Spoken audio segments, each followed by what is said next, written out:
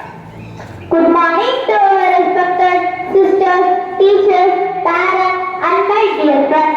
Today, I feel honored to stand before you to speak on the occasion of India's Independence Day. Every year on the 15th of August, we celebrate